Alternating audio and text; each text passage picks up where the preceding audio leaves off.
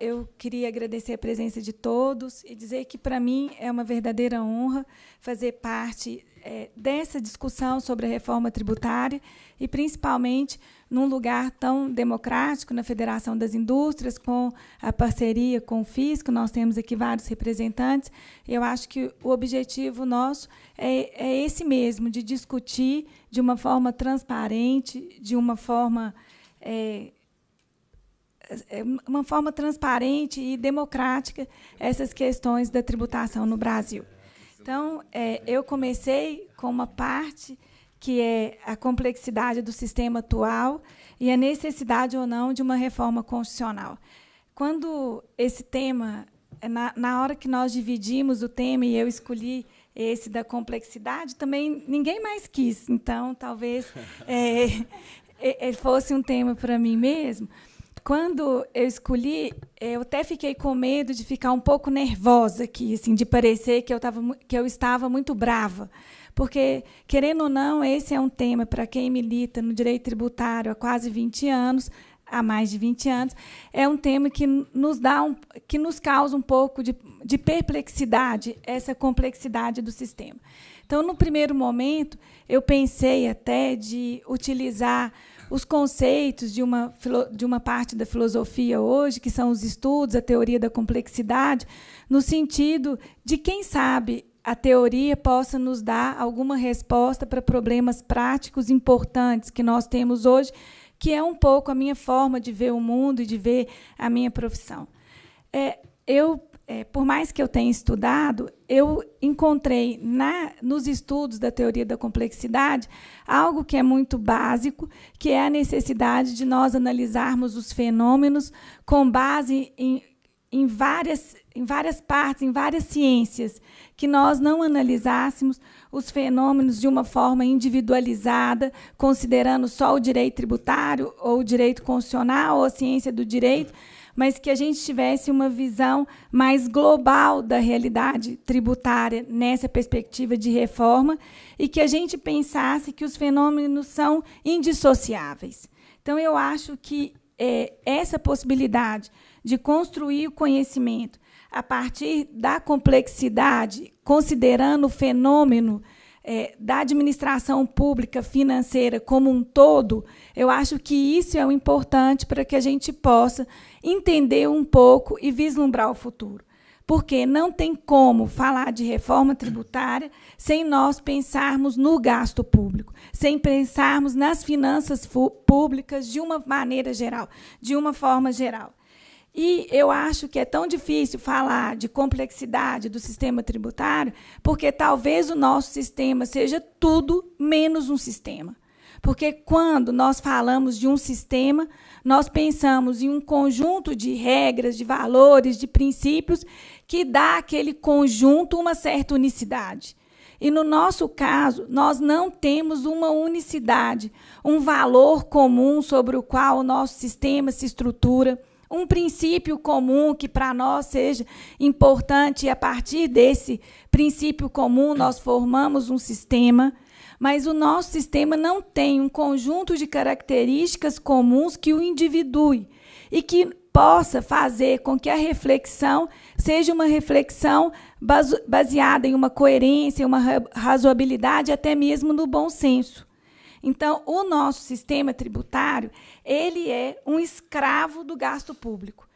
Se nós precisamos de receita, então, desde o plano real, nós observamos que toda vez que é necessário receita ou que as finanças públicas entram em colapso, nós lançamos mão do direito tributário. Às vezes, nós criamos um imposto novo, às vezes, nós revogamos uma isenção, às vezes, nós delimitamos um crédito de ICMS, de PIS/COFINS, ou, às vezes, nós diminuímos as despesas dedutíveis do imposto de renda. Mas tudo isso Não porque isso é certo ou errado, porque tem um princípio que baliza o nosso sistema. Nós fazemos isso porque precisamos de dinheiro. Então, na necessidade de caixa, lançamos mão do direito tributário. E não se enxerga o sistema como um todo. Não se enxerga o que isso traz para a vida das pessoas e para a vida das empresas, das instituições de uma forma geral. Não se pensa que, quando se diminui o crédito, PiscoFins e ICMS, nós estamos fazendo com que mais pessoas não tenham acesso à comida, porque as coisas ficam tão caras que isso impede que as pessoas comprem aquilo que é básico, que é essencial. Não se pensa-se só que as empresas são tributadas, mas não se pensa no encargo que isso traz por preço das coisas. E como isso repercute no mercado de trabalho. Porque se as empresas lucram menos, elas empregam menos. E sem empregado, não tem quem compra. Então, não tem como uma tributação se estruturar e nós gerarmos receita no futuro. Então, são reflexões que o nosso sistema vai ficando cada vez mais complexo, porque ele não tem lógica, ele não tem coerência, faz uma coisa aqui, outra ali, uma pontual aqui, outra ali. E quando a gente pensa no todo, nós estamos, sim, num cenário de muita complexidade, onde que é muito difícil se manter conforme a algo que não tem uma estrutura comum. E eu fico pensando, mas é um sonho? Será que essa questão do gasto público, isso não deveria interferir tanto? Eu fico pensando, até por uma experiência pessoal, onde eu fiquei na Itália recentemente durante um mês, numa universidade, convivendo com advogados, professores de direito tributário, e não existe dúvida nenhuma para ninguém que a Europa passa por uma grande crise fiscal. Mas eu não ouvi da boca de ninguém que ia reduzir a despesa do imposto de renda pessoa física, que ia limitar a dedutibilidade das despesas. Não ouvi ninguém falando de crédito de IVA, que ia reduzir os créditos de IVA. Eu vi pessoas muito preocupadas em fazer com que o princípio da capacidade contributiva fosse efetivamente cumprido. E que, com isso, existe toda uma reflexão acerca da tributação no contexto da economia digital, no sentido de tributar pessoas que hoje manifestam uma grande capacidade econômica, mas pela questão tecnológica e da necessidade do Estado de aparelhamento na fiscalização dessas operações, elas estão passando sem ser tributadas. Então, hoje, o grande desafio para eles é fazer com que essas realidades, que representam uma manifestação de riqueza importante, que elas sejam atingidas pela tributação e que, por uma questão de igualdade, de capacidade contributiva, que elas também sejam chamadas a contribuir. Enquanto eu, quando cheguei aqui, me deparo no jornal sobre a possibilidade de reduzir as despesas médicas, que é a única despesa no imposto de renda pessoa física que é ilimitada. E mesmo assim, na minha opinião, muito limitada, porque se nós compararmos a dedutibilidade de despesa médica com outros países, nós estamos muito aquém do que aquilo que outros países praticam com relação à questão dos medicamentos, por exemplo, os óculos em todo o país que tributa a renda são despesas dedutíveis, no nosso país não. Então, são questões que nós precisamos pensar. Enquanto isso aqui, enquanto eles estão pensando em como estruturar a tributação da economia digital, nós aqui estamos discutindo se o software é mercadoria ou serviço. E aí estamos há 20 anos esperando que o Supremo nos dê uma luz se o software é mercadoria ou serviço. No setor do serviço, temos uma grande gama de contribuintes com grande capacidade contributiva, como o setor de locação de bens móveis, que simplesmente não são tributados. Eles ficam ali, no meio da atividade econômica, sem sofrer nenhuma tributação. E temos uma ideia de que serviço é uma obrigação de fazer genuína, e quando o Supremo tenta mudar essa perspectiva, também não faz de uma forma transparente e coerente. muda a jurisprudência, não revoga a súmula, então as pessoas ficam naquela discussão se elas têm que pagar ou não têm que pagar. Então, como se manter conforme num sistema nessa questão? Outra coisa que eu vejo que torna nosso sistema muito complexo é a questão relativa ao federalismo na tributação. Eu não tenho dúvida nenhuma que o federalismo é uma forma muito democrática de nós exercitarmos o poder, e acredito que, num país, na dimensão como o nosso, nós não teríamos outra alternativa senão descentralizarmos o poder e com relação à efetivação dos serviços públicos que são essenciais. Mas hoje, em 2019, nós estamos no pior dos mundos. Os estados não têm autonomia financeira nenhuma e nós estamos hoje vendo isso na nossa prática, toda uma negociação de dívida com a União e a União ditando as regras.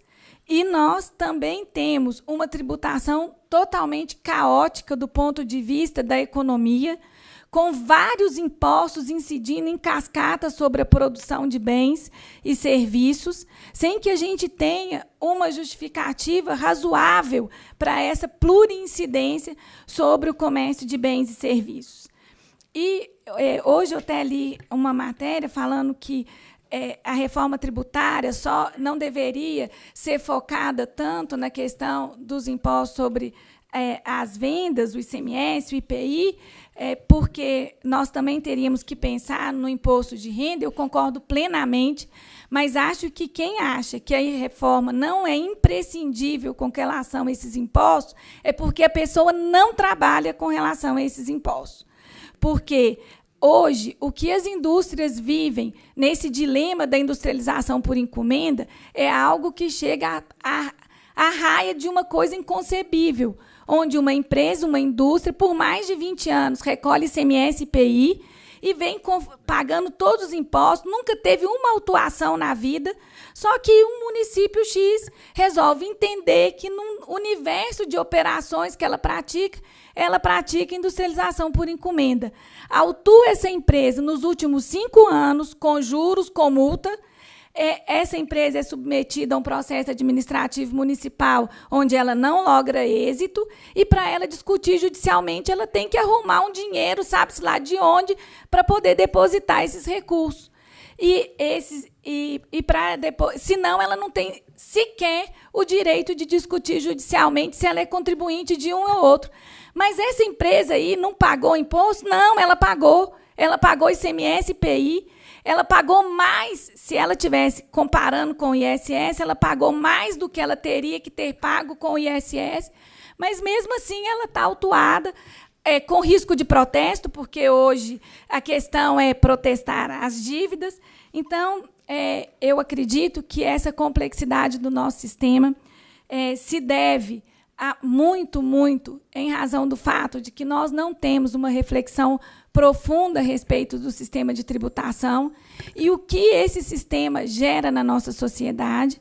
E, com isso, eu gostaria de finalizar, porque meu tempo já está esgotado, no sentido de que, enquanto nós não tivermos uma visão diferenciada da gestão pública, onde tanto o gasto quanto a receita sejam avaliados numa perspectiva razoável, numa perspectiva racional, onde se analisa o custo e o benefício, tanto da despesa quanto da receita, nós podemos ter milhões de reformas tributárias que elas não serão suficientes, nem para gerar um ambiente de negócios onde a tributação pode favorecer na construção de uma economia melhor, com melhores condições, e nem com relação aos entes públicos, na perspectiva que eles têm entre si com relação à União.